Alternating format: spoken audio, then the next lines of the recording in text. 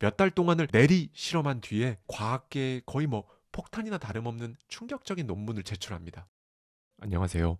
하와이 대저택입니다. 여러분은 성공합니다. 여러분이 그걸 원했기 때문이죠. 네, 여러분. 크리스마스가 이제 얼마 안 남았죠. 그래서 오늘은 크리스마스 특집을 준비했습니다.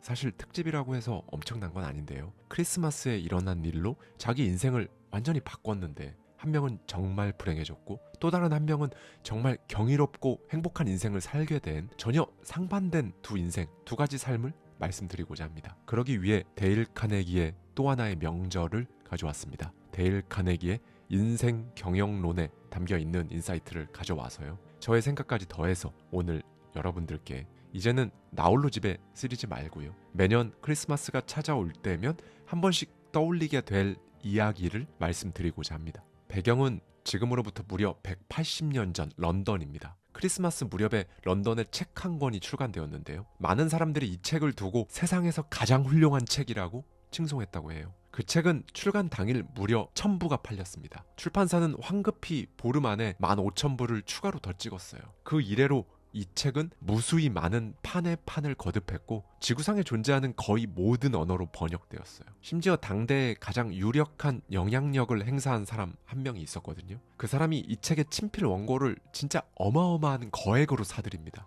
이 사람이 누구냐? 바로 주식 채권계의 거물 존 피어몬트 모건인데요. 네, 바로 우리가 알고 있는 JP 모건이에요. JP 모건은 매년 크리스마스 이브가 되면 자신의 저택 서재에서 이 원고를 들고 특별한 행사를 합니다. 자식들과 손주들, 절친한 친구들까지 다 모아서 이 책에 나오는 스크루지의 이야기를 들었던 거죠. 이 원고는 뉴욕의 모건 박물관에 값을 따질 수 없는 다른 보물들 사이에 지금도 보관되어 있습니다. 네, 세계적으로 누구나 한 번쯤 들어봤을 그 책, 찰스 디킨스의 크리스마스 캐럴입니다. 그런데 데일 카네기는 찰스 디킨스의 생애를 가리켜 이렇게 표현해요. 불안한 마음이 신체를 좀먹게 한 정말 이례적으로 불행했던 남자라고 말이죠. 그는 장차 영문학에서 책을 가장 많이 써낸 가장 사랑받는 저자가 될 운명이었음에도 자신을 믿지 못하는 과오를 범했어요. 그가 처음 글을 쓰기 시작했을 때는요, 자기가 비웃음 당할 게 진짜 너무 두려워서 한밤중에 몰래 우편함을 찾아가서 원고를 발송했다고 하거든요. 그리고 나서 실제로 인쇄가 되어서 책으로 나오게 되면 정말 있을 수 없는 일이 일어났다면서 눈물을 흘리고 막 그랬다고 합니다. 그런데요, 여러분, 이 찰스 디킨스는 이 소설로 단 한 푼도 못 벌었어요. 그 다음에 쓴 8편의 단편 소설로도 돈을 전혀 못 벌었고요. 그런데 디킨스의 마지막 원고는요, 단어당 3파운드로 계산됐거든요. 이게 인류 역사가 시작된 이래 작가에게 지급한 원고료 중 가장 큰 액수였습니다. 단어당 3파운드니까요. 디킨스가 100년도 더 전에 세상을 떠났거든요. 그런데 그 당시 3파운드면 지금 우리 돈으로 따져도 5,000원입니다. 한 단어당 5,000원이니까 정말 어마어마한 금액이었던 거죠. 디킨스는 평생 4년 이상 학교에 다닌 적이 없었어요. 부모님이 사업에 실패해서 집에는 항상 각종 청구서가 무섭게 쌓여갔으니까요. 채권자들은 분에 못 이겨 디킨스의 아버지를 채무 불이행이라는 죄목으로 감옥에 집어넣기까지 했습니다. 네, 찰스 디킨스의 어린 시절은요, 진짜 어둡고 애잔한 걸 넘어 그 이상으로 비참했어요. 아버지가 감옥에 수감되었을 때 디킨스는 겨우 10살이었거든요. 집에는 진짜 먹을 것도 없었습니다. 디킨스는 그 어린 나이에 매일 아침 전당포로 갔다고 하는데요. 얼마 남지 않은 가구를 팔아야 하루에 한 끼라도 밥을 먹을 수 있었으니까요. 급기야 자신이 너무나 아끼던 마지막 10권의 책도 팔아버려야 했어요. 그 책들을 팔 때의 비통함은 진짜 이루 말할 수 없었다는 그의 이야기는 아직도 많이 회자되죠. 그런데 이렇게 버티는 건 당연히 얼마 못 갔을 겁니다. 그리고 그 당시에는 이게 가능했던 것 같은데요. 결국 디킨스의 어머니는 이제 결정을 내립니다. 바로 디킨스를 포함한 4명의 아이들을 데리고 감옥으로 들어가서 남편과 함께 살아요. 디킨스는 낮에는 감옥 안에서 하루 종일 가족들과 보내고 밤이 되면 혼자 감옥에서 걸어 나와 다락방으로 돌아갔다고 합니다. 디킨스가 조금 더 자라서 이제 조그만 소일거리라도 할 수 있는 나이가 되고 나서 처음으로 받은 몇 페니의 월급으로 다락방 말고 그나마 제대로 된 방을 하나 임차했는데요. 사실 그 방도 지저분하고 좁긴 마찬가지였거든요. 그런데 디킨스는 그곳을 낙원 같았다고 회상합니다. 디킨스의 작품 중에 보면요, 텅 빈 죽 그릇을 내밀면서 조금만 더 달라고 하는 아이가 등장해요. 그런데 그 아이는 작품 속에서 훗날 굉장한 신사로 성장합니다. 자신의 어린 시절에 대한 복수를 작품에 그려 넣었다고 하죠. 자신의 작품이 하나 둘 성공하던 그쯤이면 사실 삶이 좀 나아질 법도 하거든요. 그런데 디킨스의 삶은 불안이라는 감정에 완전히 뒤범벅이 되어버려서요. 결국 끝까지 기지개를 펴지 못했습니다. 그는 자신의 작품 속에서는 정말 완벽하게 화목한 가정을 묘사했는데 정작 자신의 결혼 생활은 실패했습니다. 당시 디킨스의 지인들은요, 그가 너무나 우울하고 비극적인 삶을 살고 있다고 말할 정도였다고 하니까요. 네, 다시 봐도 여러모로 참 이상한 삶이었습니다. 그의 작품이 자리를 잡기 시작하면서 그는 곧바로 당대의 가장 사랑받는 우상으로 급부상했습니다. 두 번째로 미국을 방문했을 때는요, 사람들이 디킨스 낭독회 티켓을 사려고 몇 시간이나 차가운 바람에 떨면서 줄을 서서 기다렸다고 하니까요. 티켓이 매진되자 수백 명은 그냥 빈손으로 돌아가야 했겠죠. 그 당시 디킨스의 팬들은 실제로 폭동을 일으켰다고 합니다. 이렇듯 온 세상이 마치 그의 성공을 위해 돌아가는 것처럼 보이는 와중에도요, 정작 디킨스는 스스로 정말 불행했어요. 그의 집안은 늘 상심과 비탄으로 가득했고요. 결국 그런 우울감과 고통이 너무 심해져서 나중에는 더 이상 버틸 수 없었던 거죠. 이제 그는 모든 비난을 자기 가족에게 돌리고 심지어 가족들과 연을 끊었습니다. 그리고 자신에 대한 정말 아주 작은 비판에도 불처럼 화를 냈다고 해요. 자기 작품에 대해 비판적으로 얘기하는 논평에 거의 분노 조절 장애 수준으로 화를 참지 못한 거죠. 그리고 그는 평생을 자신의 엄청난 가난, 아버지의 전과 기록, 이런 열등한 출생 배경을 숨기고 싶은 치부로 여기면서 다른 작가들에게 엄청난 열등감을 느꼈다고 합니다. 그리고 노년에는 공개 낭독 행사를 무리하게 강행했어요. 주치의가 굳고 말렸지만 도대체 무슨 이유 때문인지 정말 무리하게 스케줄을 강행했고 결국 건강이 악화된 그는 죽음을 맞이합니다. 이 부분에서 저자 데일 카네기는 이렇게 말하는데요. 문학의 역사에 모순적인 성격을 지닌 인물이 가득하지만 그런 사실을 감안한다 하더라도 찰스 디킨스는 놀라울 정도로 이례적인 사람임이 분명하다. 네, 세상이 내 성공을 이렇게 부추기는데도 끝까지 열등감과 자기 혐오에서 벗어나지 못했다는 점은요, 어떤 면에서는 우리와 동질감을 느끼게 하는 부분일 겁니다. 그렇죠, 여러분. 결국 내가 먼저 나를 안고 가야 합니다. 네, 이번엔 수줍고 소심한 폴란드 소녀가 있습니다. 그녀는 너무 가난했어요. 그런데 특유의 물고 늘어지는 끈기로 물리학, 수학을 공부하고 있었고요. 그로부터 약 52년 뒤에 자신의 삶을 다룬 영화를 제작하려는 제작사가 당시 돈으로 약 20만 파운드, 우리 돈 3억 2천만 원가량의 수익을 올릴 걸 미리 알았더라면 그녀는 진짜 엄청나게 놀랐을 겁니다. 왜냐면요, 그녀의 인생은 그럴 기미가 하나도 안 보였으니까요. 그녀는 그저 자신의 끈기, 그리고 수학을 좋아하는 것, 그냥 이게 다였어요. 이걸로 부유한 집 자제들을 가르치는 가정교사가 돼서 그저 먹고 살만한 정도만 되면 그뿐이었습니다. 네, 그녀는 자신의 생각 그대로 폴란드에 있는 한 부유한 가문에 고용되었어요. 10살짜리 아이를 돌보며 공부를 도왔습니다. 그러던 중에 대학생인 이 집의 장남이 크리스마스 연휴를 보내기 위해 집으로 돌아온 거죠. 가정교사였던 그녀는 그의 재촉에 못 이겨 크리스마스에 함께 춤을 추고 스케이트도 함께 타게 되었는데요. 그녀의 아름다운 태도와 물리학, 수학을 다룰 때 날카로워지는 눈빛에 푹 빠져버린 그 집의 장남은 급기야 이 가정교사에게 청혼을 합니다. 장남의 부모님, 그러니까 그 부유한 가문의 주인들은 그 말을 듣고 거의 혼절을 했다고 해요.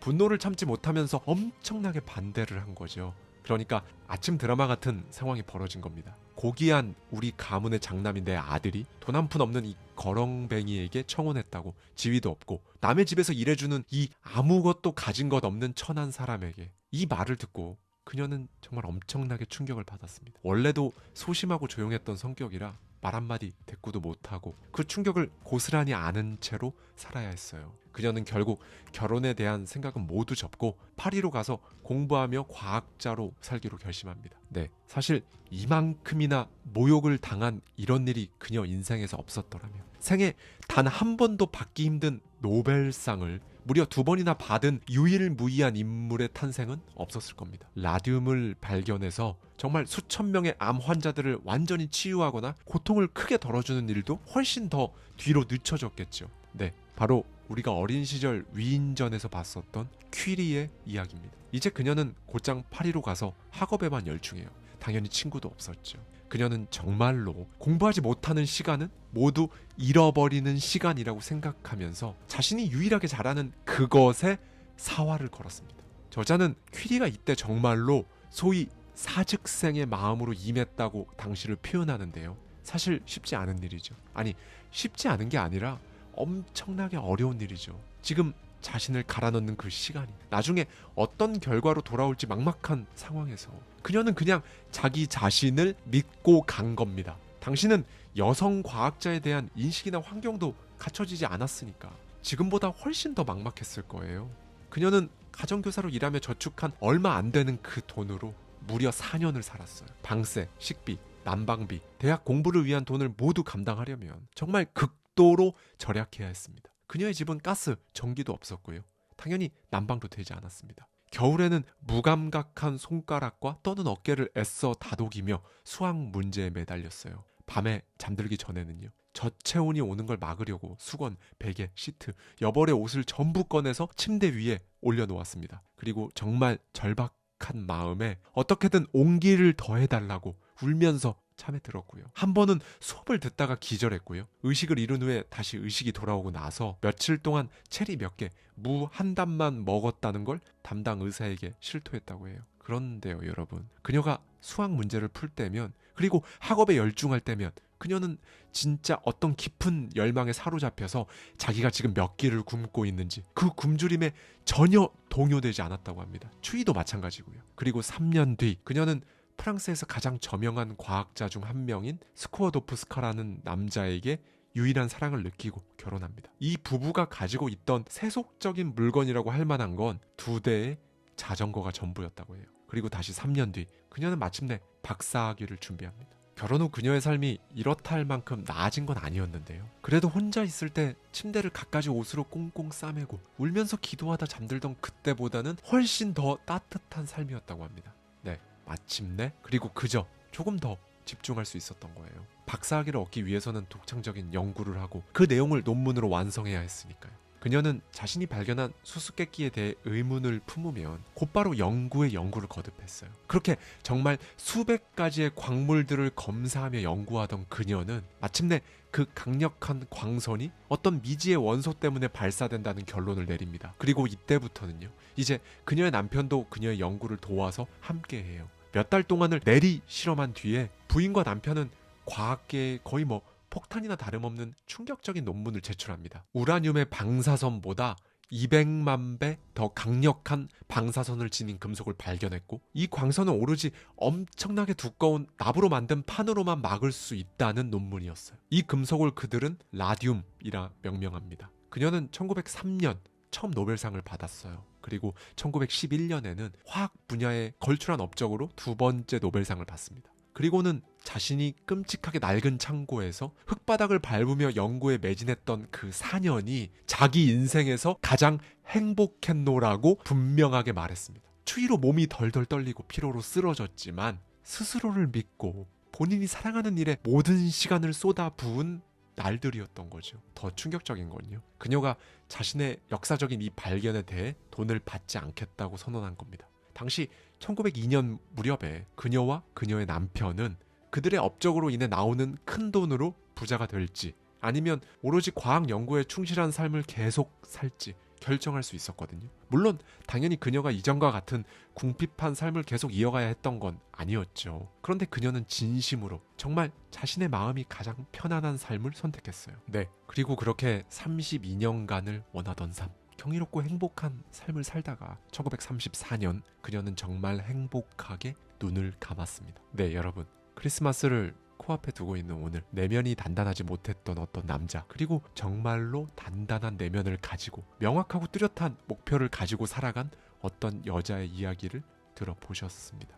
시련은 마음의 시금석이라는 말이 있는데요, 이걸 제 버전으로 쉽게 말씀드리면 시련은 인생의 발판일 겁니다. 불행했던 찰스 디킨스처럼 사실은 세상이 전부 나를 받아들일 준비가 되었음에도 계속 시련에 발이 채여 스스로를 발걸어 넘어뜨리는 그 마음으로 살아갈 건지, 그 시련을 시금석으로 삼아서 내 가치를 내보이고 다시 돌려받는 단단하고 평온한 삶을 살 건지, 제가, 여러분이, 우리가 선택할 수 있습니다. 여러분은 지금 이 이야기 속 두 명의 주인공 중 누구의 내면과 조금 더 가까우신가요? 어디에 더 맞닿아 있나요?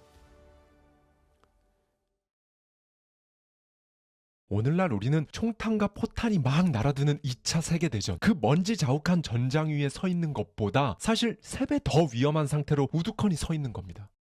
네, 여러분, 살면서 우리를 평생 따라다니는 나쁜 놈들이 있죠. 바로 걱정입니다. 이거 없앨 수 있을까요? 네, 있습니다. 그럼 어떻게 없앨 수 있을까요? 방법이 있어요. 어렵지도 않습니다. 지금 이 영상을 보고 계신 이 순간에도 여러분 머리 한쪽 구석에서는 걱정이 정말 쉬지도 않고 일을 하고 있을 텐데요. 심지어 걱정하면서 잠들고 자면서도 걱정을 하고 눈 뜨자마자 걱정이 된다라는 분들도 정말 많이 계세요. 오늘은 저의 인생책 중 하나죠. 데일 카네기의 자기관리론에 담긴 걱정 없애는 방법 제대로 한번 알아보겠습니다. 적을 알고 나를 알아야 이길 수 있잖아요. 우선 걱정에 대해 팩트 체크를 한번 할 겁니다. 그리고 우리가 TV 리모컨 고치려고 리모컨을 분해해 보듯이 걱정을 분해해 볼 겁니다. 도대체 어떻게 생겨먹었나 낱낱이 들여다보는 거죠. 그리고 마지막으로는요, 걱정이 들고 그 걱정을 없애는 것보다 훨씬 좋은 방법이 있거든요. 걱정이 나를 잡아먹기 전에 어떤 상황을 마주하더라도 걱정 자체를 하지 않는 겁니다. 물론 말은 쉽지 감도 안 오고 어렵습니다. 사람이 걱정을 어떻게 안 하고 사냐, 그게 마음대로 되는 것도 아니고, 이런 생각 드실 거예요. 그런데 일단 찾아온 걱정 없애는 거, 걱정이 찾아오기 전에 걱정 자체를 안 하는 거, 결론부터 말씀드리면 둘 다 완전 가능합니다. 일단 이 걱정에 대해 팩트 체크 한번 해볼까요? 체크하는 방법은 일단 지금 오늘의 나를 생각하기인데요. 저자 데일 카네기의 인사이트로 들어갑니다. 어제의 짐에 더해진 내일이라는 짐을 지고 가면 아무리 튼튼한 사람이라도 휘청거릴 수밖에 없다. 여기 유럽에서 전쟁 중 복무 중이던 미국 볼티모어 출신 테드 벤저미노의 사례가 있다. 1945년 4월 걱정이 태산이라 결국 병에 걸리고 말았다. 의사들은 경련성 횡행결장이라고 진단했는데 통증이 무척 심했다. 나는 탈진한 상태였다. 부사관인 내 업무는 전쟁 중 사망하거나 행방불명되거나 병원에 후송된 부상자들에 대한 기록을 만들고 관리하는 것이었다. 이 임무들을 수행하며 나는 항상 심각한 실수를 저지르지 않을까 늘 노심초사했다. 맡겨진 모든 일을 잘 해내야 한다는 부담감에 시달렸다. 전쟁에서 살아남아 이제 16개월이 된 아들, 아직 얼굴 한번 본 적 없는 하나뿐인 자식을 품에 안아볼 수 있을지도 확신할 수 없었다. 이렇듯 걱정도 많고 일에 치이다 보니 정신줄을 놓다시피 하고 체중도 15kg이나 줄었다. 두 손은 뼈와 거죽만 남아 앙상했다. 급기야 나는 감정을 주체하지 못하고 어린아이처럼 훌쩍댔다. 혼자 있을 때마다 눈물을 줄줄 흘렸다. 결국 나는 육군병원에 입원했다. 그런데 그곳에서 만난 군의관의 한마디가 내 삶을 완전히 바꿔놓았다. 그는 내 몸을 샅샅이 살펴보고는 병의 원인이 마음에 있다고 진단했다. 테드, 자네의 삶을 모래시계라고 생각해봐. 위쪽에 수많은 모래알은 가운데의 잘록한 관을 통해서 천천히 고르게 떨어지잖아. 그 좁은 관으로 더 많은 모래알을 통과시키려고 하면 결국 모래시계를 망가뜨리고 말겠지. 자네나 나, 그리고 사람들 모두가 바로 이 모래시계랑 똑같아. 아침에 일어나면 해야 할 일이 수없이 많고 우리는 그 일을 그날 다 해치워야 한다고 생각하지. 그런데 해야 할 일을 모래알이 좁은 관을 통과하는 것처럼 한 번에 하나씩 천천히 고르게 처리하지 않으면 우리 육체나 정신은 망가질 수밖에 없어. 한 번에 모래알 하나, 한 번에 하나의 일. 그의 조언은 전쟁을 치르는 동안 나를 육체적으로나 정신적으로 지탱해 주었다. 나는 지금 볼티모어 상업신용회사의 재고관리 사무원으로 일한다. 일을 하면서 전쟁 때와 정확히 똑같은 문제를 마주한다. 한 번에 많은 일을 처리해야 하고 시간은 터무니없이 부족하다. 이런 상황에서 나는 긴장하고 초조해하는 대신 군의관의 조언을 떠올린다. 한 번에 모래알 하나, 한 번에 하나의 일을 말이다. 걱정을 해결해주는 말도 안 되게 위력적인 공식이 있다. 세계적인 기업인 캐리어사의 대표 윌리스 캐리어가 창안한 방법을 소개하겠다. 내가 이제껏 들어온 걱정 해소법 중에서 단연 최고라 할 수 있다. 나는 뉴욕에서 그와 함께 점심을 먹으며 직접 이야기를 들었다. 캐리어는 자신의 젊은 시절 있었던 이 일을 이렇게 회상했다. 젊을 때 나는 미주리주에 위치한 한 공장에 공기 정화 장치를 설치하는 업무가 주어졌다. 자산 가치가 몇백만 달러에 달하는 공장이었다. 우리가 설치하려는 장치는 당시로서는 완전히 새로운 기법이 적용된 것이었다. 그러다 보니 예기치 못한 문제들이 여기저기서 튀어나왔다. 설치를 완료했으나 장치는 말 그대로 그냥 작동만 할 뿐 제 기능을 전혀 하지 못했던 것이다. 나는 너무 걱정되고 충격을 받아서 그때부터 속이 뒤집어지는 느낌이었고 한동안 잠도 제대로 못 잤다. 그런데 상식적으로 아무리 생각해도 걱정은 문제 해결에 정말 아무런 도움을 주지 못했다. 그래서 걱정을 멈추고 문제를 해결할 방법을 찾아보았다. 놀랍게도 효과가 있었고 나는 30년 넘게 이 방법을 애용하고 있다. 총 3단계로 이루어졌는데 사실 너무 간단해서 누구라도 실천할 수 있다. 1단계, 두려움 없이 있는 그대로 현 상황을 분석하고 이번 실패가 나올 수 있는 최악의 결과를 생각해 보았다. 내가 감옥에 갈 일도 아니었고 나를 죽이겠다고 협박할 사람도 없었다. 다만 직장을 잃을 수는 있었다. 고용주가 장비를 철거해야 하고 이미 투자한 2만 달러를 날려버릴 가능성도 있었다. 2단계, 일어날 수 있는 최악의 상황을 가정해 본 후 어쩔 수 없다면 받아들이기로 했다. 나는 이렇게 되뇌었다. 이번 실패는 내 경력에 흠집을 낼 거야.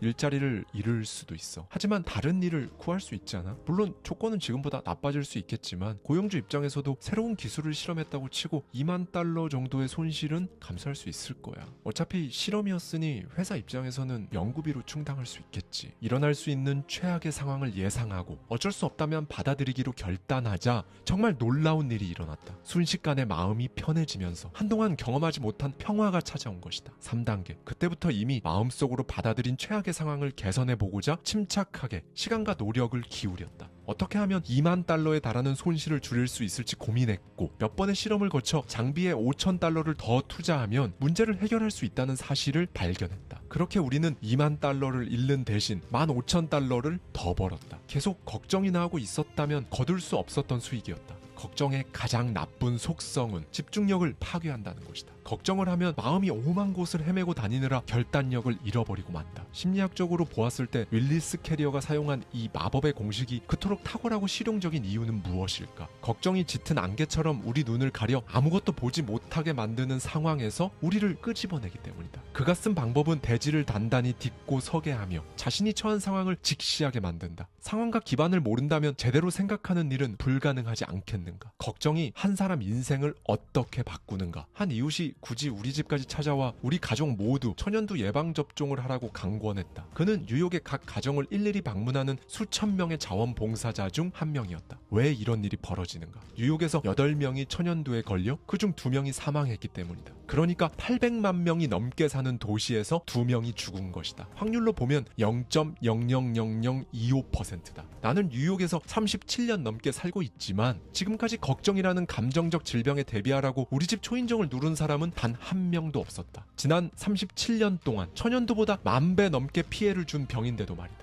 우리 집 초인종을 눌렀던 그 누구도 미국인 10명 중 1명, 무려 10%의 확률로 걱정 때문에 신경쇠약에 걸릴 것이라는 사실을 경고하지 않았다. 걸프 콜로라도 산타페 병원 협회의 수석 의사인 고버 박사는 걱정이 미치는 영향을 이렇게 설명했다. 병원을 찾는 환자의 70%는 두려움과 걱정만 없어도 병이 나을 사람들이다. 그들이 가상의 병을 앓는다고 말하는 게 아니다. 옥신거리는 치통 등은 실제로 많은 사람들이 앓고 있으며 치통보다 100배 더 심각한 증세도 있다. 내가 말하는 병은 신경성 소화불량, 위궤양, 심장병, 불면증, 특정한 두통과 마비 증상이다. 이는 실제로 사람들이 앓고 있는 병이다. 나도 12년 동안 위궤양을 앓았으니 알 만큼은 안다. 두려움은 걱정을 낳는다. 걱정은 사람을 긴장시키고 초조하게 해서 신경에 영향을 미치며 위액을 비정상적으로 분비하게 만들어 궤양을 일으키곤 한다. 신경성 위 질환의 저자인 조셉 몬테규 박사도 이런 말을 했다. 위궤양은 당신이 먹는 것 때문에 생기지 않는다. 당신을 갉아먹고 있는 것이 위궤양을 낳는다. 전미 산업보건의협회 정기총회에서 평균 연령 44.3세의 기업체 임원 176명을 대상으로 연구한 결과는 우리에게 엄청나게 많은 것들을 생각해보게 한다. 연구 결과에 따르면 기업체 임원 중 3분의 1 이상은 초긴장 상태의 삶이 유발하는 3대 질환인 심장병, 소화기관 궤양, 고혈압 중 하나를 앓고 있었다. 기업체 임원 3명 중 1명이 45세가 되기 전에 자신의 몸을 망가뜨리고 있다는 사실을 생각해보라. 이게 성공의 대가란 말인가? 심지어 이들은 자신이 성공했다고 여기지도 않는다. 위궤양과 심장병을 대가로 승진한 사람들을 성공한 인생이라 할 수 있을까? 온 세상을 얻고도 건강을 잃는다면 무슨 소용이겠는가? 세상을 전부 가졌다 할지라도 잠은 한 곳에서 자고 하루에 고작 3끼만 먹을 수 있을 뿐이다. 오늘날 미국의 사망 원인 중 1위는 심장질환이다. 제2차 세계대전 동안 대략 33만 명의 군인이 전장에서 사망했다. 그런데 같은 기간 동안 심장병으로 사망한 민간인이 무려 200만 명에 달했다. 그중 절반은 걱정과 팽팽한 긴장감으로 가득 찬 삶 때문에 심장병을 얻어 끝내 목숨을 잃었다. 네, 여러분. 어쩌면 오늘날 우리는 총탄과 포탄이 막 날아드는 2차 세계대전, 먼지 자욱한 그 전장 위에 서 있는 것보다 무려 3배 더 위험한 상태로 우두커니 서 있는 겁니다. 이에 대해 데일 카네기는 어떤 생각일까요? 오늘날 혼란스러운 도시 한복판에 살면서 내적 자아가 평안을 유지할 수 있을까? 여기서 절대 잊지 말아야 할 것이 있다. 인간은 대부분 자신이 생각하는 것보다 훨씬 강하다. 우리는 한 번도 이용해볼 생각조차 하지 않은 내적 자산을 지녔다. 위대한 저서 월든을 남긴 헨리 데이비드 소로는 이렇게 말했다. 사람에게는 의식적인 노력으로 삶의 가치를 높이는 능력이 있다. 자신이 꿈꾸는 방향으로 자신 있게 나아가며 자신이 상상한 삶을 살고자 노력하는 사람은 평소에 기대했던 것보다 큰 성공을 거둘 것이다. 걱정 분해하기. 네, 이제 다음으로 이 걱정을 분해해 볼까요? 십자 드라이버를 돌려서 TV 리모컨을 분해하고 그 안을 속속들이 들여다보는 것처럼 말이죠. 이거 사실 분해해보면 별거 없거든요. 데일 카네기는 말합니다. 사실을 파악하라. 이것이 왜 중요할까? 사실을 파악하지 못한다면 문제를 지혜롭게 해결하기 위한 시도조차 할 수 없기 때문이다. 사실을 정확히 모르면 혼란 속에서 마음을 졸이는 것 말고는 아무런 일도 할 수 없다. 이는 내가 생각해낸 말이 아니다. 22년 동안 컬럼비아 대학교 학장으로 재직했던 고 하버드 호크스의 고견이다. 그는 이렇게 말했다. 세상 걱정의 절반은 결정을 내리는데 기초가 될 만한 지식이 부족한 상태에서 결정하려고 하기 때문에 생긴다. 그렇다. 당신이나 나, 심지어 아인슈타인이나 미국의 대법원이라도 우선 사실을 파악하지 않고는 공정한 판결을 내릴 수 없지 않은가. 토머스 에디슨은 이걸 잘 알고 있었다. 그는 자기가 직면한 문제들에 대해 빼곡히 적어놓은 노트 2,500권을 유품으로 남겼으니까. 한 가지 더. 사실을 전부 모은다 해도 문제를 분석하고 해석하기 전까지는 아무런 소용이 없다. 나는 사실을 글로 적으면 훨씬 더 쉽게 분석할 수 있다는 것을 경험했다. 종이에 사실을 적어보는 것만으로도 현명한 결정을 내릴 가능성이 높아진다. 찰스 캐터링의 말을 빌리자면 문제를 명확하게 정의했다면 절반은 해결한 것이나 다름없다. 또 아시아에서 큰 성공을 거둔 사업가인 갈렌 리치필드는 이런 말을 했다. 나는 명확하고 확고한 결정을 내리는 순간 걱정의 50%가 사라진다는 사실을 알게 되었다. 그리고 40%는 결정을 실천에 옮길 때 사라진다. 결국 나는 다음에 4단계를 밟아 걱정의 90%를 사라지게 만들 수 있었다. 1. 내가 걱정하는 문제를 정확하게 써본다. 2. 내가 무슨 일을 할 수 있을지 써본다. 3. 무엇을 할지 결정한다. 4. 결정한 대로 즉시 실행한다. 걱정이 나를 망치기 전에 걱정 자체를 하지 않는 방법. 이제 마지막입니다, 여러분. 돌뿌리는 그냥 돌일 뿐이에요. 산을 오를 때 산에 걸려 넘어지는 사람은 이 세상에 단 한 명도 없습니다. 작은 돌뿌리에 걸려 넘어지죠. 그런데 정상까지 가는 그 길에는 진짜 수십억 개의 돌들이 있잖아요. 그 돌뿌리들에 걸려 넘어질 걱정을 하기 시작하는 순간 산 정상까지는 영원히 갈 수 없습니다. 그렇죠? 데일 카네기는 이 부분에서 이런 조언을 해줍니다. 우리는 종종 인생의 커다란 재난에는 용감히 맞서지만 사소한 문제들 앞에서는 쉽게 쓰러진다. 사망건의 이혼 소송을 담당했던 시카고의 조셉 사바스 판사는 불행한 결혼 생활의 밑바닥에는 사소한 일들이 있다라고 말했다. 뉴욕 카운티의 프랭크 호건 검사도 이렇게 말했다. 형사소송의 절반은 사소한 일에서 비롯된다. 허세 부리기, 험담, 무례한 행동처럼 사소한 일이 폭력과 살인으로 이어진다. 네, 그리고 이제 비현실적 걱정하지 않긴데요. 이건 사실 너무 당연한 말이거든요. 비현실적이니까 걱정할 필요가 없는데 제가 지금 이 말씀을 왜 드리고 있냐면요. 보통 사람들은 현실적이지 않다, 비현실적이라고 생각하면 그것에 대해 생각할 가치가 없다고 느끼고 무시합니다. 그렇죠? 그런데 신기한 건요. 사람들이 하는 대부분의 걱정은 비현실적인 것들에 대한 거예요. 비현실적인데 도대체 이건 왜 무시하지 않을까요? 이에 대해 데일 카네기는 이렇게 답합니다. 세월이 흐르면서 어린 시절 내가 걱정했던 문제들 중 99%는 실제로 일어나지 않았다는 사실을 알게 되었다. 걱정으로 노심초사하는 대신 평균의 법칙을 적용하여 자신의 걱정이 정당한지 따져본다면 걱정거리의 90%를 즉시 줄일 수 있다. 세계적인 보험사인 런던의 로이스는 실제로 일어나지 않을 일에 대해 걱정하는 사람들의 성향을 간파해 큰 돈을 벌어들인다. 그들은 사람들이 걱정하는 재난은 일어나지 않는다는 쪽에 내기를 건다. 다만 그걸 내기라고 부르지 않을 뿐 대신 보험이라는 이름을 쓴다. 그러나 그건 평균의 법칙에 근거한 내기가 맞다. 로이스는 200년에 걸쳐 지속적으로 성장해 왔으며 인간의 본성이 바뀌지 않는 한 앞으로도 5,000년은 더 호황을 누릴 것이다. 사람들은 재난에 대비해 보험을 들지만 평균의 법칙에 근거해서 따져보면 그런 재난은 일어나지 않는다고 해도 좋으니 말이다. 엘 스미스가 뉴욕 주지사였을 때 정적들의 공격을 받으면 이렇게 답하는 것을 들었다. 기록을 살펴봅시다.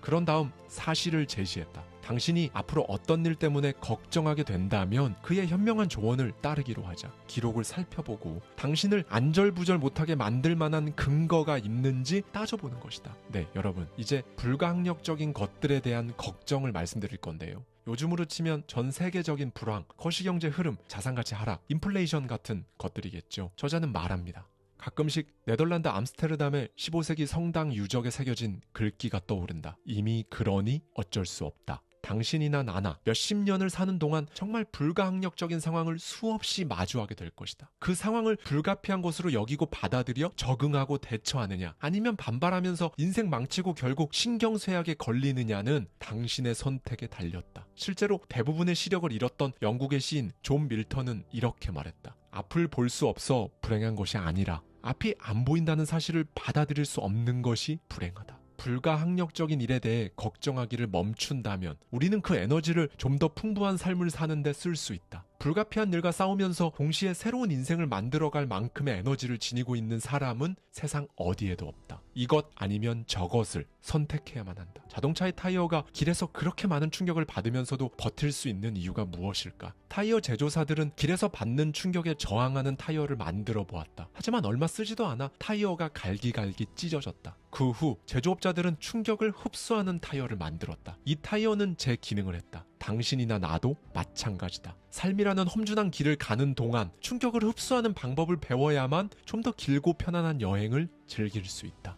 네, 여러분, 마지막으로 걱정을 손절하십시오. 데일 카네기가 30대 초반에 겪었던 경험을 바탕으로 깨달았던 걱정에 대한 실화를 전해드리며 오늘 영상 마치도록 하겠습니다. 30대 초반, 나는 소설가가 되기로 결심했다. 제2의 프랑크 노리스, 잭 런던, 토머스 하디가 되고 싶었다. 마음을 단단히 먹고 유럽에 가서 2년을 보냈다. 제1차 세계대전 이후 달러를 마구 찍어내던 시절이라 생활비가 많이 들지도 않았다. 그때 나름대로 걸작을 써냈다. 책의 제목은 눈보라였다. 사실 작품의 운명과 잘 어울리는 제목이었다. 내 원고를 살펴본 출판사들의 반응이 정말 눈보라처럼 냉담했기 때문이다. 심지어 내용도 형편없고 소설적으로는 재능도 없어 보인다는 말을 들었을 땐 심장이 멎는 것 같았다. 몽둥이로 내 머리를 후려 갈겼어도 그보다 멍하지는 않았을 것이다. 한마디로 나는 망연자실한 상태였다. 내 인생의 갈림길에 서 있으며 중요한 결정을 내려야만 한다는 사실을 깨달았다. 무엇을 어떻게 해야 할까? 어느 길로 가야 하지? 제정신을 차리는 데만도 몇 주가 걸렸다. 당시 나는 걱정을 손절매하라는 말을 들어본 적도 없었다. 하지만 돌이켜보니 내가 그렇게 했다는 것을 알 수 있었다. 소설을 써보겠다고 낑낑거리며 보냈던 2년이라는 시간은 그 자체로도 가치가 있을 뿐만 아니라 소중한 경험이었다. 하지만 이제 앞으로 나아가기로 했다. 나는 성인 대상 수업을 개발하고 가르치는 일로 돌아왔다. 시간이 나면 전기를 비롯해 자기계발서를 썼다. 그때 내린 결정에 만족하느냐고 묻는다면 당연히 그렇다고 답할 수 있다. 사실 길에서 춤이라도 추고 싶을 만큼 기쁘다. 그때 이후로는 하루도, 아니 단 1시간도 토머스 하디처럼 위대한 소설가가 될 수 없다는 사실을 걱정하거나 슬퍼한 적이 없으니까. 하지만 남을 위해 일하는 한 진정한 부를 쌓을 수 없다는 사실을 나는 깨달았다. 그리고 나를 위해 일할 때 비로소 부자가 되는 수준의 부를 창출할 수 있음을 확신했다. 여러분은 성공합니다. 여러분이 그걸 원했기 때문이죠. 안녕하세요. 하와이 대저택입니다. 여러분, 이 사람은 누구일까요? 오늘날 가치로 환산하면 무려 450조 원에 달하는 자산을 가진 사람. 세계 최초의 억만장자이자 미국 석유 산업을 장악한 제왕. 그리고 평생 번 돈 가운데 180조 원을 사회에 환원한 사람. 누군지 짐작이 가시죠? 네, 바로 존 데이비스 록펠러입니다. 그는 단순히 부자가 아니었던 거예요. 돈을 버는 것뿐만 아니라 돈을 다루는 법, 돈을 지배하는 법을 알고 있었던 겁니다. 그래서 오늘은요, 빈민가 출신 소년이 세계 최고의 부자가 되기까지 어떻게 부를 쌓았고 어떻게 원하는 삶을 살게 되었는지 존 데이비슨 록펠러의 편지, 이 책 속에 담겨있는 인사이트를 가져와서요. 록펠러의 시선 속에 저의 생각까지 더해서 여러분과 함께 생각해보고 싶은 부분들을 말씀드리도록 하겠습니다. 많은 사람들은 위험을 감수하면 실패하기 쉽다고 말한다. 하지만 이 말은 성공한 사람들에겐 적용되지 않는다. 실패를 두려워하는 순간 기회는 눈앞에서 사라지기 때문이다. 대부분의 사람들은 두려움에 움츠러들지만 성공한 사람들은 정반대로 움직인다. 그들은 두려움을 정면으로 마주하고 오히려 한 걸음 더 나아간다. 위험을 감수하는 것은 곧 기회를 창출하는 것이다. 두려움에 사로잡혀 도망치기만 한다면 절대로 원하는 삶을 살 수 없다. 안전한 길만을 찾는다면 평범한 인생에서 벗어날 수 없다. 대부분의 부자들은 자신의 힘만으로 부를 쌓지 않았다. 그들은 빌린 돈을 지렛대로 삼아 더 큰 부를 일궈낸다.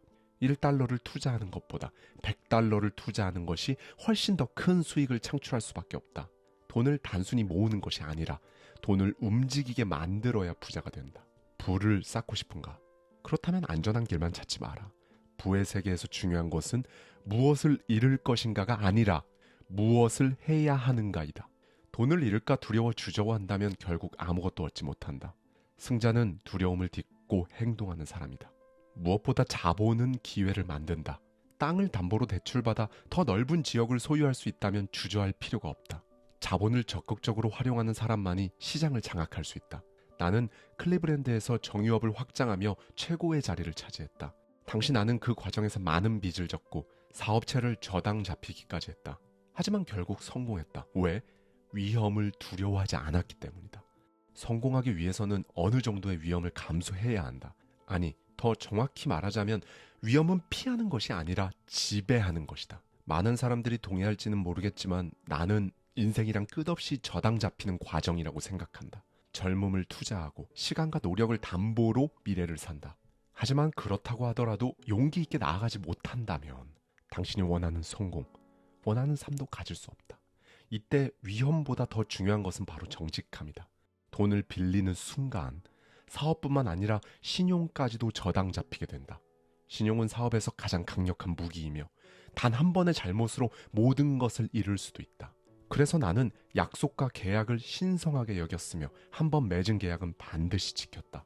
투자자, 은행가, 경쟁사, 고객을 대할 때는 항상 솔직하게 상황을 설명했다. 거짓말은 언젠가 반드시 드러나며 그 순간 모든 것이 무너질 수 있다고 생각했기 때문이다.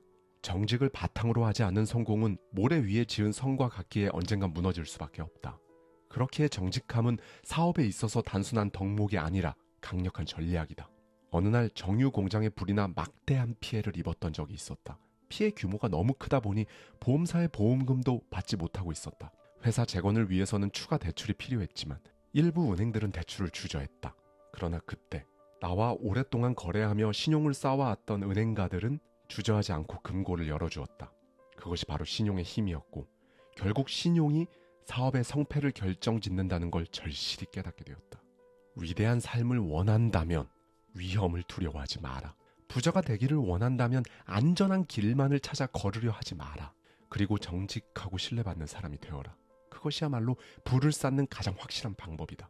기억하라. 성공은 운이 아니다. 그것은 전략이고 결단이다.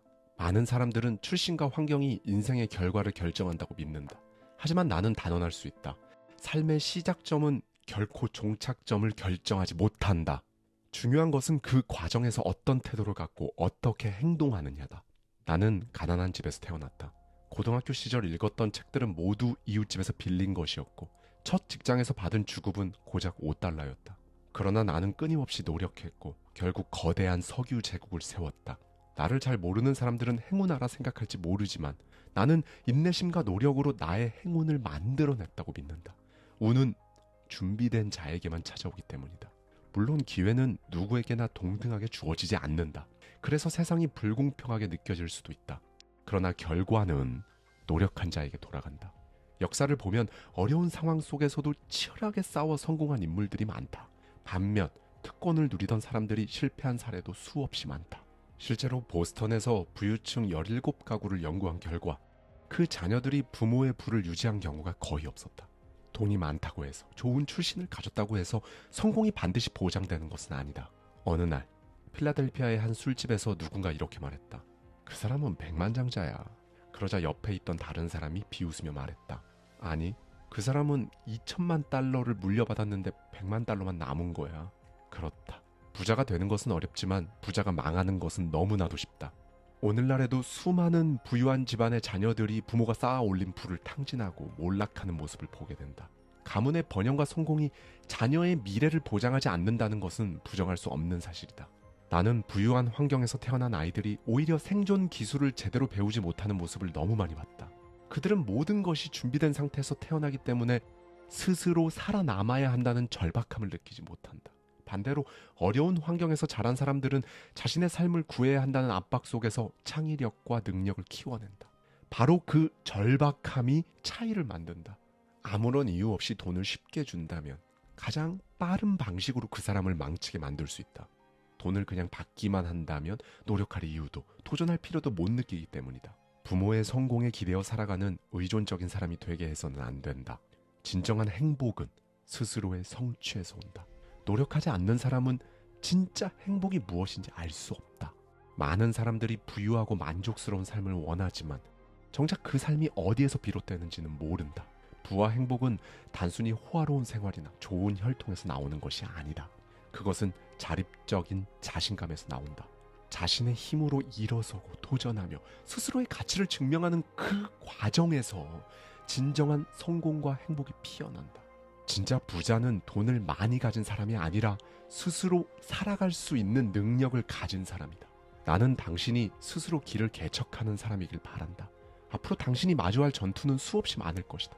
그러나 승리를 거머쥐겠다는 강한 의지와 단단한 각오를 가진 자만이 살아남는다. 세상은 당신에게 결코 호의적이지 않다.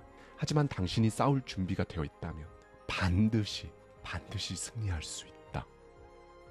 일할 기회를 잃는 순간 인생의 의미도 사라진다. 나는 평생 이 사실을 뼈저리 깊게 달았다.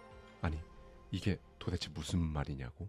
사람들은 일에서 벗어나고 싶어 하지만 막상 아무것도 하지 않으면 지루함과 허무함 속에서 허덕인다. 일은 단순한 생계수단이 아니다. 인생을 움직이는 원동력이자 성취감을 만들어내는 가장 강력한 도구다. 당신에게 일이 없다면 발전도, 성장도, 성공도 없다. 일은 사람들에게 기회를 주고 더 나은 삶을 살게 만든다. 현실을 냉정하게 보라. 무언가를 이루려면 반드시 일을 해야 한다. 이건 예외가 없다. 성공한 사람들은 처음부터 모든 걸 가졌던 것이 아니다. 그들은 기회를 붙잡고 몰입하며 끊임없이 도전했다. 일에서 행복을 찾았고 결국 그 일이 그들을 최고의 자리로 올려놓았다. 일은 그들에게 희생이 아니라 즐거운 도전이었던 것이다. 젊은 시절 나는 부자가 되겠다는 꿈을 꾸었고 그 꿈을 현실로 만들기 위해 끊임없이 노력했다. 철광, 철도, 전신과 같은 산업을 직접 경험하며 현실을 배웠고 사업가로서 필요한 감각을 익혔다. 만약 이 과정이 없었다면 나는 훨씬 더 많은 시행착오를 겪었을 것이다. 그래서 나는 단 한 번도 직장에 대해 불평하지 않았다. 그러나 세상에는 불평만 하는 사람들이 넘쳐난다. 다시 한번 강조한다. 행복은 태도에서 나온다. 같은 일을 하면서도 누군가는 불평과 짜증을 내고 누군가는 그 속에서 가치를 발견한다. 석공 3명이 똑같은 돌을 깎고 있을 때 한 사람은 집에 가려면 이걸 끝내야 한다며 불평하고 또 한 사람은 가족을 먹여 살리기 위해서 일한다고 말한다. 하지만 마지막 한 사람은 나는 예술 작품을 만들고 있다며 자부심을 가진다.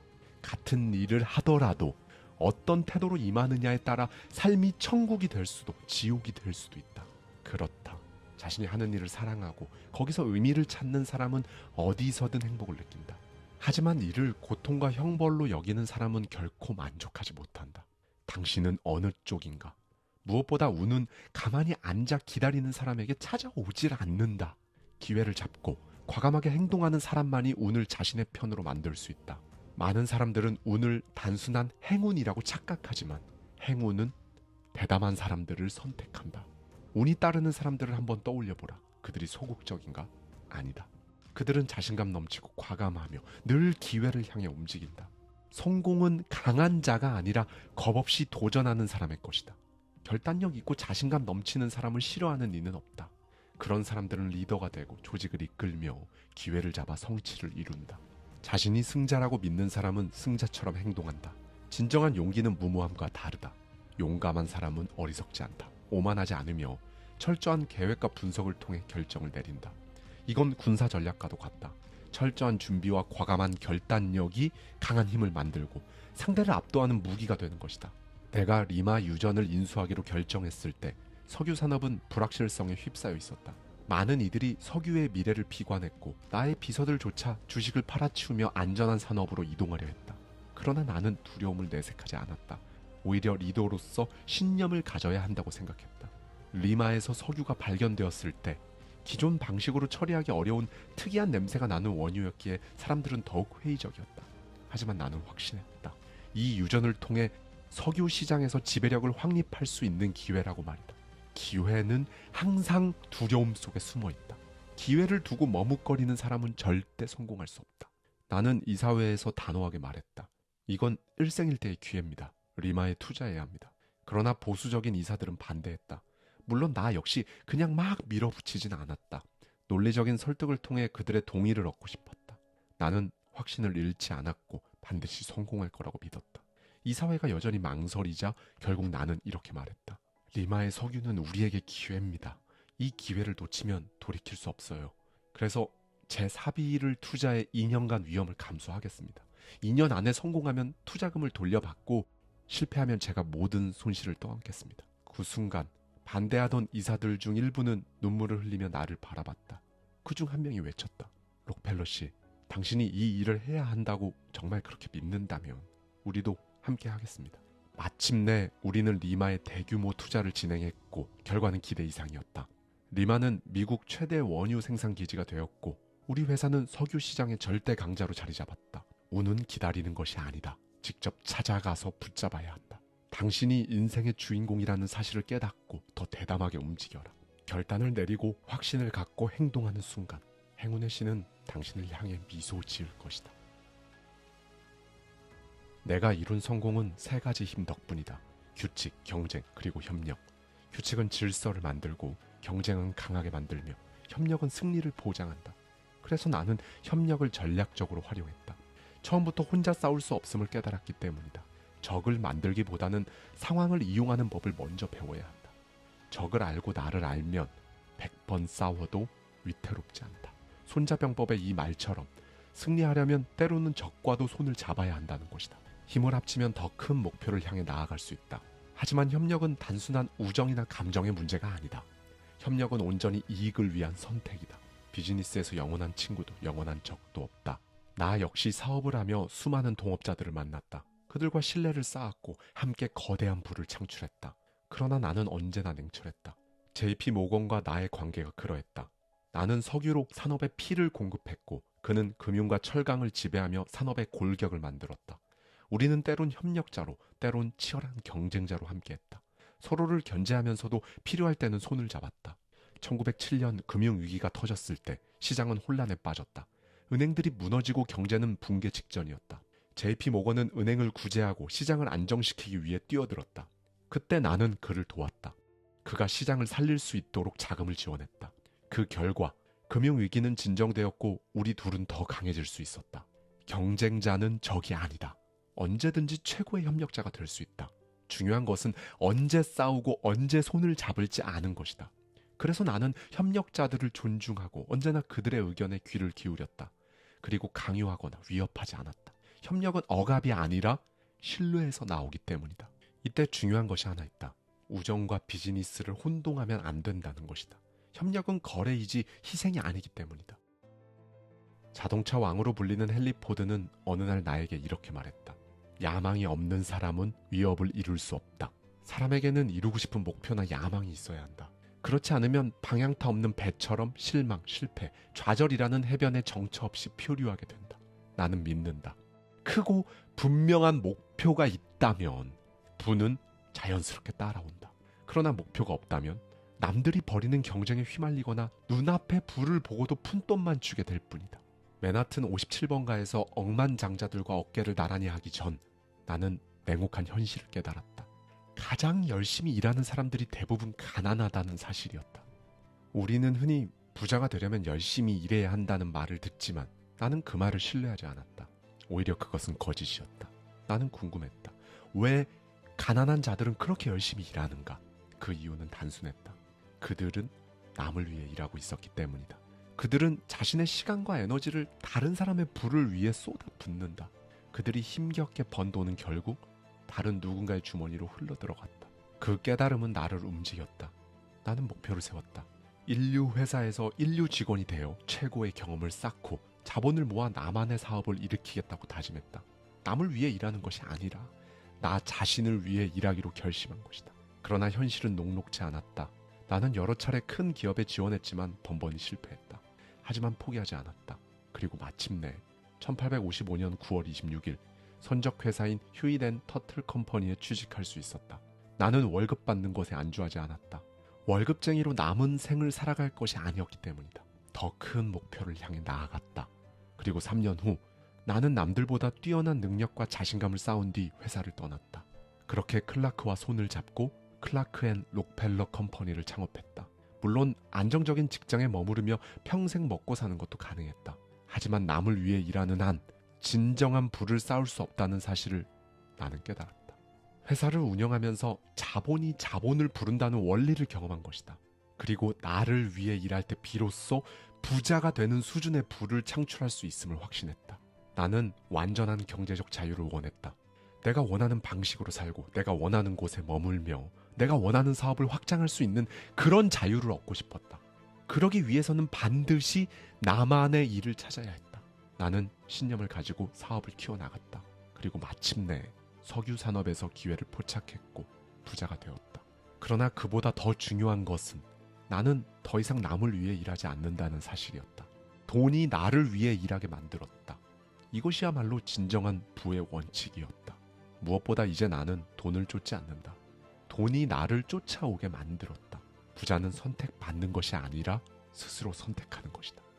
부를 원하는가? 그렇다면 남을 위해 일하지 말고 당신만의 부를 창조하라. 남에게 이용당하지 말고 당신의 일을 하라. 그렇지 않으면 평생 남의 꿈을 이루어주는 삶을 살게 될 것이다. 가난에 순응하는 것은 죄악이다. 나는 헨슨이라는 한 젊은이를 만난 적이 있다. 그는 정원사로 일하고 있었는데 가난을 마치 미덕으로 여기는 듯 보였다. 그리고 나에게 이렇게 말했다. 록펠러 씨, 돈이 만악의 근원이라는 이야기를 아세요? 그 순간 나는 깨달았다. 그가 가난한 이유는 돈에 대한 잘못된 신념 때문이었다. 나는 그에게 말했다. 돈은 수단일 뿐이지. 물론 돈밖에 모르는 사람은 비참해질 수밖에 없다고 생각하네. 하지만 돈을 가진 사람은 가족과 친구를 돕고 가난한 사람을 구제하며 사회를 발전시킬 힘을 가질 수 있지 않은가. 그렇다면 돈은 행복의 근원이 아니겠는가. 나는 모든 사람이 부자가 되어야 한다고 믿는다. 물론 돈보다 훨씬 더 중요한 가치가 있다는 사실도 안다. 하지만 현실을 보라. 돈 없이 이룰 수 있는 것은 거의 없다. 사랑도 돈이 있어야 더욱 빛을 발한다. 자선도 돈이 있어야 가능하다. 자유도 돈이 있어야 지킬 수 있다. 가난을 미워하는 것은 위험하다. 부자가 될 기회를 포기하는 것은 자신뿐만 아니라 가족까지도 고통 속에 몰아넣는 일이다. 가난이 숙명이라고 믿는 순간 이미 패배한 것이다. 돈은 차갑고 딱딱한 것이 아니다. 오히려 돈은 따뜻하고 부드럽다. 돈은 사람을 돕고 사회를 발전시키며 당신의 삶을 윤택하게 만든다. 나는 어렸을 때 가난했다. 우리 가족은 다른 사람들의 도움을 받아야만 했다. 하지만 나는 늘 다짐했다. 가난을 받아들이지 않겠다. 나는 돈을 벌 것이고 우리 가족의 운명 내가 바꿀 것이다. 내가 사업을 시작하고 록펠러라는 이름이 부의 상징이 되었을 때부터 사람들은 나를 향해 온갖 말을 쏟아냈다. 탐욕스럽다. 끝없는 욕망에 사로잡혔다. 하지만 그런 비난이 나를 흔든 적은 단 한 번도 없었다. 나는 그들의 말 속에 질투가 숨어 있다는 걸 알았기 때문이다. 세상은 냉혹하다. 당신이 성공하면 사람들은 질투하고 비난하고 모욕하려 할 것이다. 그러나 당신이 실패하면 그들은 당신을 무시하며 뒤에서 비웃을 것이다. 안타깝지만 이것이 인간의 본성이다. 그러니 기억하라. 세상이 당신의 욕망을 비난할수록 더 강하게 밀어붙여라. 나는 나의 욕망을 숨긴 적이 없다. 오히려 더 드러냈다. 나의 성공이 그들의 질투심을 자극할수록 나는 더욱더 성공하고 싶어졌다. 누구나 더 많은 것을 원한다. 부자든 가난한 자든 권력을 가진 자든 평범한 사람이든 마찬가지다. 많은 사람들이 내게 묻는다. 록펠러 씨, 부의 정상에 오른 비결이 무엇인가요? 나는 그들에게 단 한 가지 비결을 말해주고 싶다. 욕망하라. 하지만 나는 그것을 굳이 말하지 않는다. 왜냐하면 세상은 욕망을 경멸하기 때문이다. 그러나 나는 안다. 욕망이 나를 억만장자로 만들었고 더 큰 성공을 향해 나아가게 만들었다. 사람들은 욕망을 숨기지만 욕망을 인정하는 자만이 진정한 성공을 거머쥔다. 그렇다. 나는 성공을 원했고 나를 막을 수 있는 것은 아무것도 없었다. 그 욕망이 나를 밀어붙였고 나는 멈추지 않았을 뿐이다. 세상은 당신이 만족하길 바란다. 평범한 그 삶에 안주하길 바란다. 그러나 그렇게 살아서는 당신이 원하는 것을 절대로 얻을 수가 없다. 더 많은 부를 원하는가? 더 높은 목표를 이루고 싶은가? 남들과는 다른 삶을 살고 싶은가? 그렇다면 욕망하라. 그리고 그 욕망을 두려워하지 마라. 당신이 욕망하는 만큼 당신의 부의 그릇이 커진다.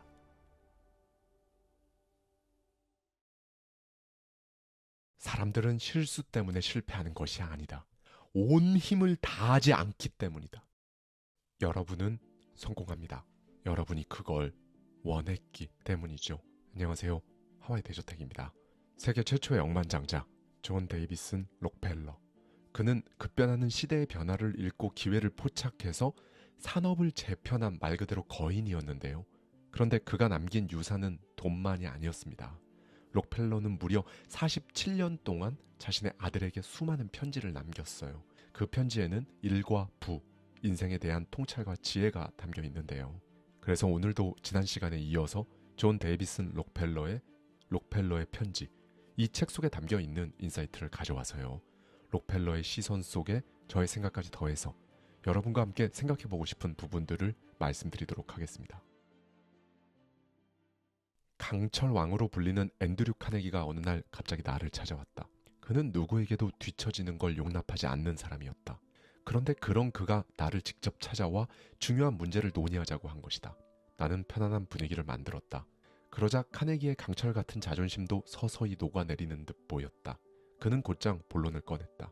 록펠러 씨, 당신은 겉으로 보기엔 평범한 인재들과 함께 회사를 이끌어가는 듯 보여요. 그런데 사실 당신의 그 직원들이 다른 모든 경쟁사들을 압도하는 모습을 보고 사실 전 큰 충격을 받았습니다. 대체 비결이 뭔가요? 돈입니까? 나는 미소를 지으며 답했다. 돈의 힘을 무시할 수는 없지만 그보다 더 강력한 것이 있습니다. 바로 책임감이죠.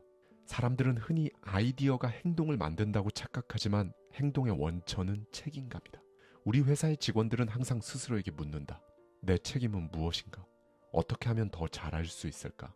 하지만 나는 그들에게 책임을 강요하진 않는다. 대신 회사에서 리더십을 마음껏 발휘하고 각자가 스스로 책임지는 문화를 만들 뿐이다. 카네기는 나의 말에 깊이 빠져들었다. 그는 진지하게 다시 물었다. 도대체 어떻게 그런 문화를 만들 수 있는 거죠? 나는 짧고 강렬한 한마디로 답했다. 끝까지 살아남고 싶다면 절대 남 탓하거나 변명하지 마라. 비난하는 습관은 늪과 같다.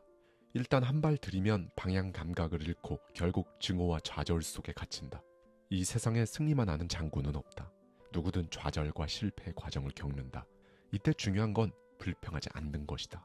대신 문제가 발생했을 때 빠르게 나 자신에게 묻는다. 이 상황을 해결하려면 어떻게 해야 할까?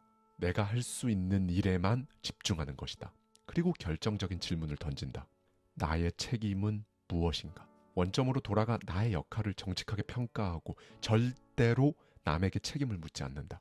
누군가를 원망하거나 비난하지 않는다는 것이다. 물론 이때 조심해야 할 것이 있다. 자기 반성은 필요하지만 이것이 자책으로 이어져서는 안 된다. 자책은 성장을 가로막는 교활한 함정이기 때문에 그렇다. 책임을 인정하되 자신을 몰아세워선 안 된다. 나의 책임은 무엇인가? 먼저 이 질문에는 자기 이해와 자기 확신이 필요하다. 내 몫을 정확히 이해하고 거기에 대한 확신이 있다면 불평할 이유가 사라진다. 오히려 더 강해질 뿐이다. 자기 이해와 자기 확신이 강해질수록 남들이 나에게 미치는 영향력은 자연스럽게 약해질 수밖에 없다. 어려운 상황을 마주했을 때 남들을 신경 쓰기보다 나 자신을 이해할 수 있는 기회로 삼아야 할 이유가 바로 여기에 있다. 물론 리더의 역할이 모든 책임을 떠안는 것은 아니다. 모든 걸 해결하려고 하면 결국 무너질 수밖에 없다. 리더의 진짜 책임은 다른 사람들이 자신의 몫을 다하도록 돕는 것이다. 책임감이야말로 최고의 동기부여다. 직원들에게 일을 맡기고 그들을 믿는다는 확신을 심어주는 것이 최고의 방법이다. 그래서 나는 직원들이 실수했다고 해서 함부로 문책을 하지 않는다. 실수는 누구나 할 수 있으며 오히려 그 안에서 배우고 성장하는 것이 더 중요하다고 믿기 때문이다. 그러나 책임감 없는 행동, 즉 무책임한 태도는 결코 용납하지 않는다. 자신의 행동에 책임지는 자세는 조직이 건강하게 성장하는 데 필수적인 요소이기 때문이다. 카네기는 이런 나의 경영 철학을 듣고 깨달음을 얻은 듯 보였다. 그는 잠시 생각에 잠기더니 이렇게 말했다. 결국 직원들이 두려움 없이 도전하고 실수를 통해 배우고 동시에 책임감을 갖고 행동하는 문화를 만들어가는 것이 당신의 역할이군요. 하지만 아무리 유능한 직원이라도 자기가 납득할 수 없는 불만들이 쌓이면 결국 조직을 떠나거나 조직에 반감을 갖지 않나요? 그렇다. 사람은 본능적으로 책임을 회피하려 한다. 그리고 그런 사람들은 어디에나 있다. 하지만 리더가 해야 할 일은 그들을 비난하는 것이 아니다. 오히려 방어적인 태도를 버리고 끝까지 그들의 이야기를 들어야 한다. 말이 많고 말을 잘하는 사람이 힘이 있다고 착각하지 마라. 대화에서 진짜 힘을 가진 사람은 듣는 사람이다. 말하는 사람은 듣는 사람의 태도에 따라 어조를 바꾸고 내용도 수정한다. 듣는 사람이 어떻게 반응하느냐에 따라 대화의 흐름이 결정되기도 한다. 그렇기 때문에 진정한 리더는 말을 막 쏟아내는 사람이 아니라 경청하는 사람이다. 혼자 떠드는 리더는 결국 힘없는 리더다. 자신의 말을 강요하는 순간 리더의 권위는 사라지기 때문이다. 오히려 사람들이 자신의 의견을 마음껏 표현할 수 있도록 유도해야 한다. 조금 더 말해보세요. 당신 의견이 궁금합니다. 이 한마디면 충분하다. 그리고 끝까지 들어라. 상대방이 충분히 말할 수 있도록 기다리고 온전히 집중하라. 무엇보다 리더가 스스로 인정해야 한다. 내가 모든 답을 알고 있는 것이 아니다. 리더십은 모든 것을 아는 능력을 뜻하지 않는다. 오히려 모든 것을 알 수 없다는 그 사실을 인정하는 것에서부터 시작된다. 사람들은 흔히 리더라면 누구보다 똑똑하고 완벽한 결정을 내려야 하며 모든 문제의 해답을 가지고 있을 거라고 생각한다. 하지만 현실은 그렇지 않다. 모든 것을 알고 있는 리더는 이 세상에 존재하지 않는다. 오히려 그런 태도를 가진 리더가 조직을 망치는 경우가 더 많다. 완벽한 리더는 없지만 자신이 불완전하다는 걸 인정하는 리더는 시간이 갈수록 강해질 수밖에 없다.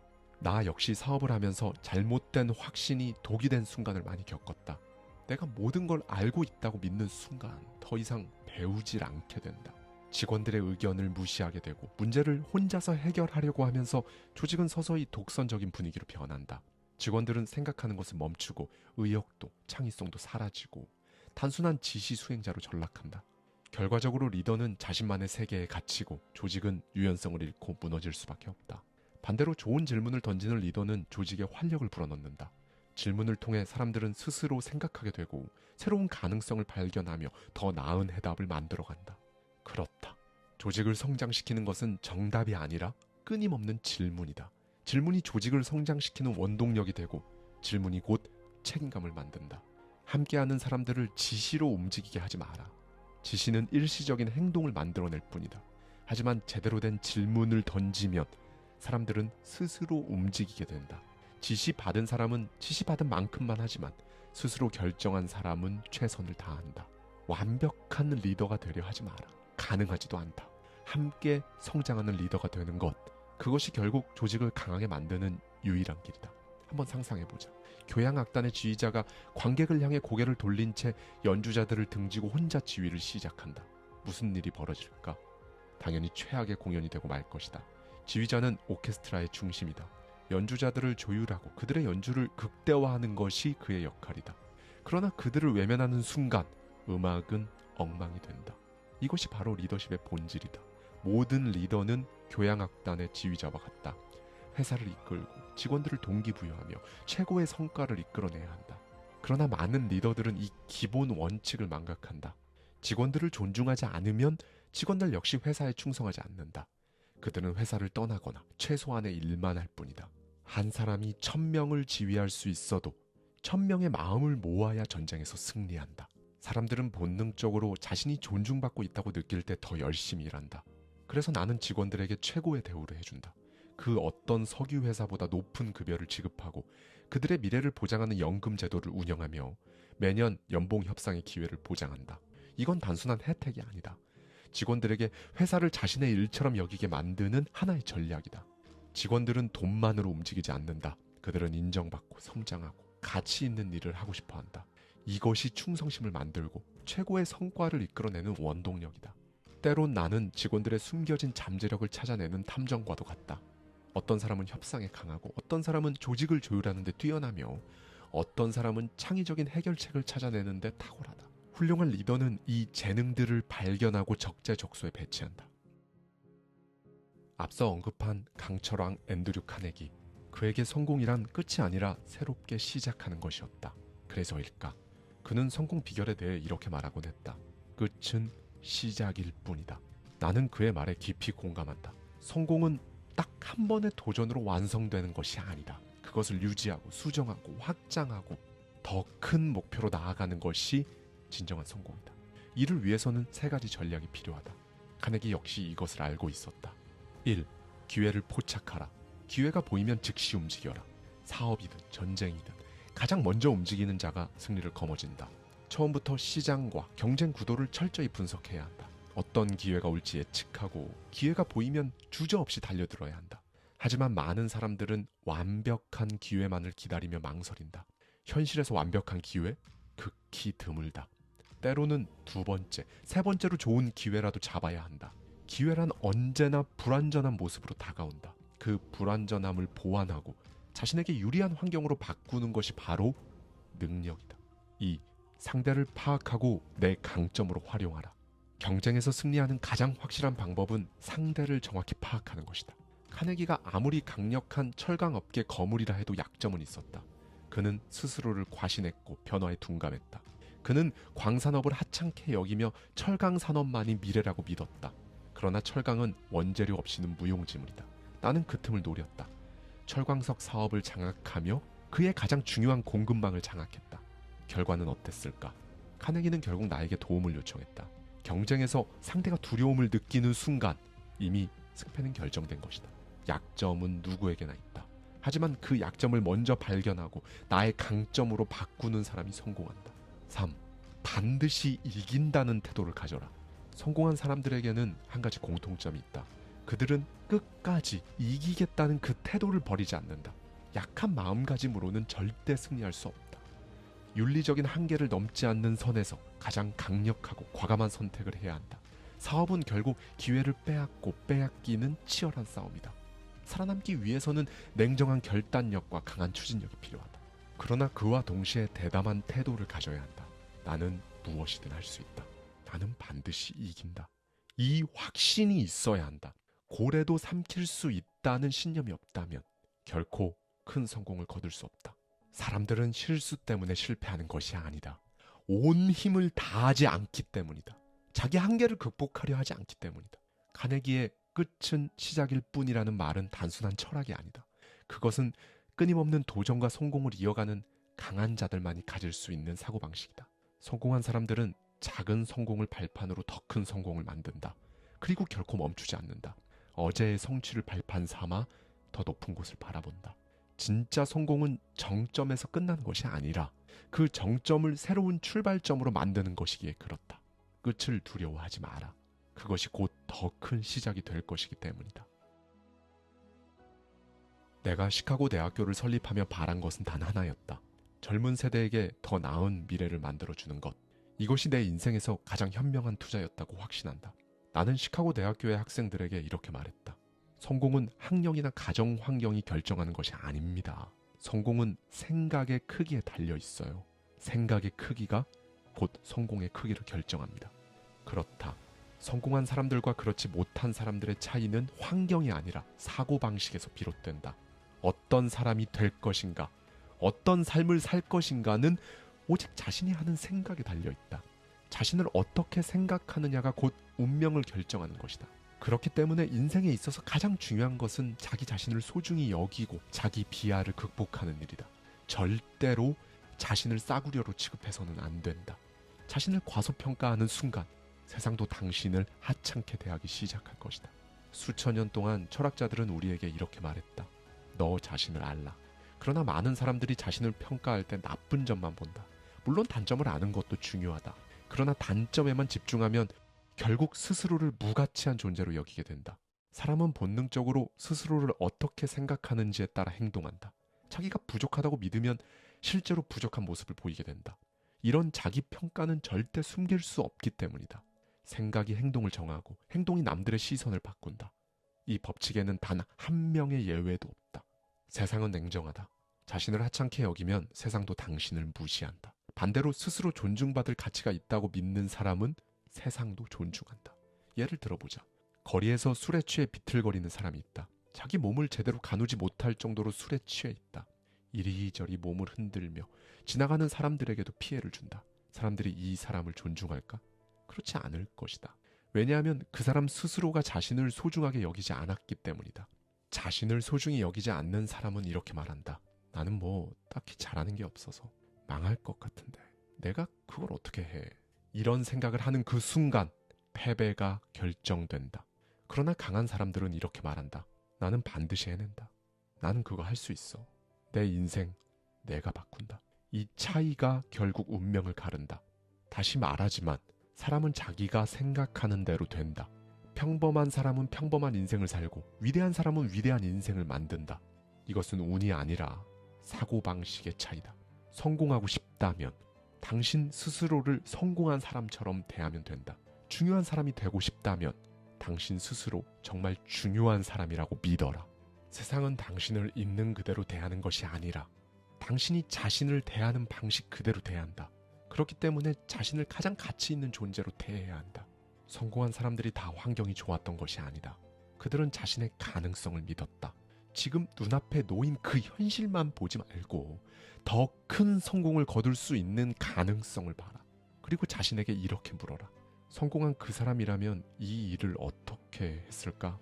그리고 그 사람이 했을 것 같은 방식으로 당신도 그렇게 해보라. 당신은 점점 더 큰 성공을 거두게 될 것이다.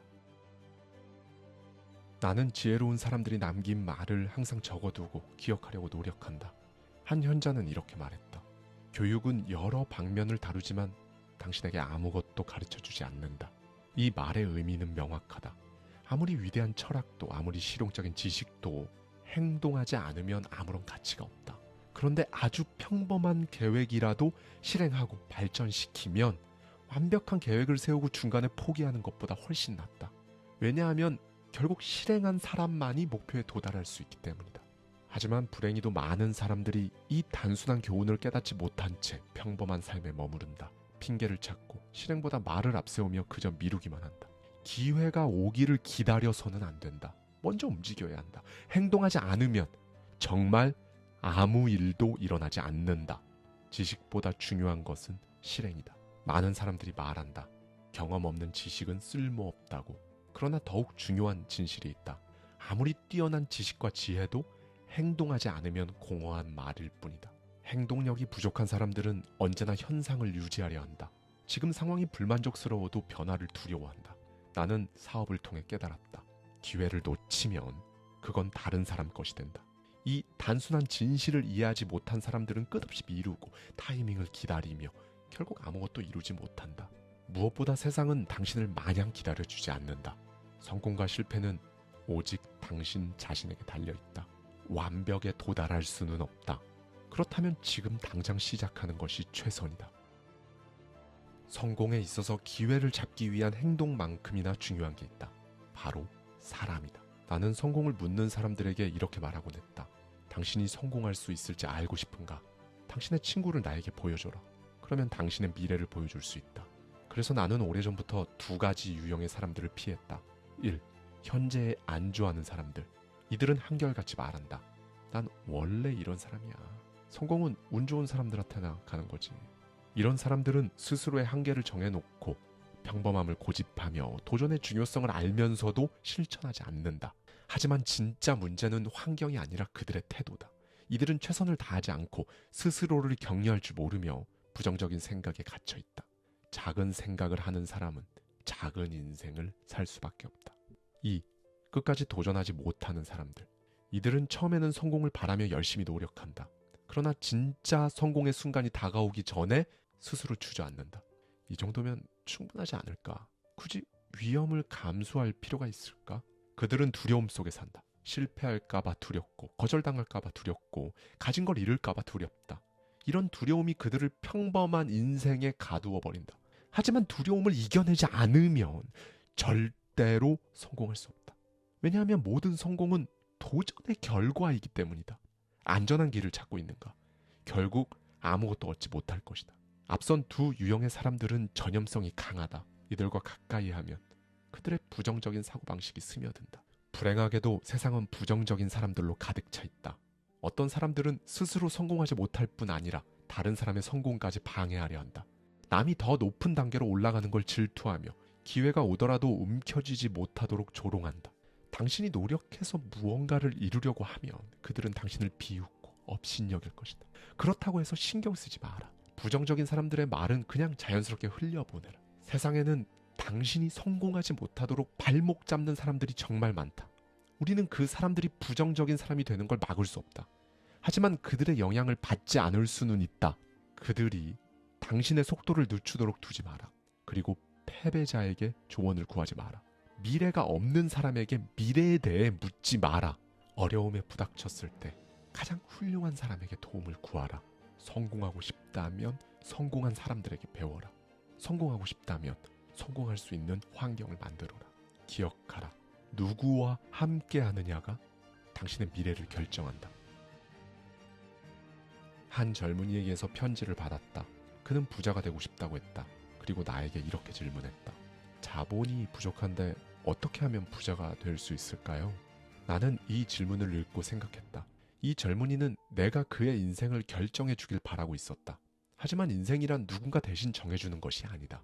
성공이든 실패든 스스로 결정하고 책임지는 것. 그것이 바로 인생이다.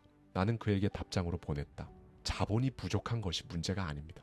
진짜 문제는 당신이 자신을 믿지 않는 것입니다. 성공을 원한다면 성공의 씨앗이 이미 자기 자신 안에 있다는 그 사실부터 깨달아야 한다. 이것만 제대로 이해해도 원하는 것은 무엇이든 이룰 수 있다. 정말 그렇다. 나 역시 내 안에 있는 성공의 씨앗을 믿어 그 믿음으로 원하는 것들을 이루어왔다. 그러나 많은 사람들은 자기 자신을 믿지 않는다. 그들은 남들이 하는 이야기에는 귀를 기울이지만 정작 자신의 내면의 목소리는 외면한다. 그들은 더 나은 기회를 찾아 떠나려 하지만 성공의 씨앗이 이미 자기 자신 안에 있다는 사실조차 깨닫지 못한다. 생각해보라. 기회를 일부러 버리는 사람은 없다.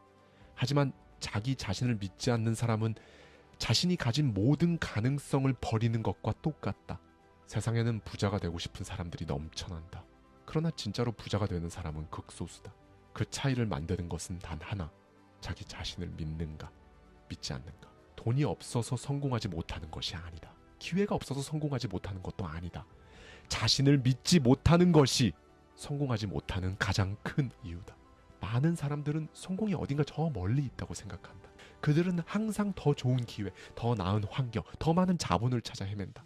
하지만 이것은 착각이다. 성공은 멀리 있는 것이 아니라 이미 당신 안에 있다. 지금 당신이 해야 할 일은 단 하나. 당신 스스로를 믿고 스스로의 가능성을 의심하지 않는 것이다. 당신이 가지고 있는 것으로 시작하라. 자기 자신을 믿는 사람은 시간의 문제일 뿐 결국 원하는 것을 이루게 된다. 의심하지 마라.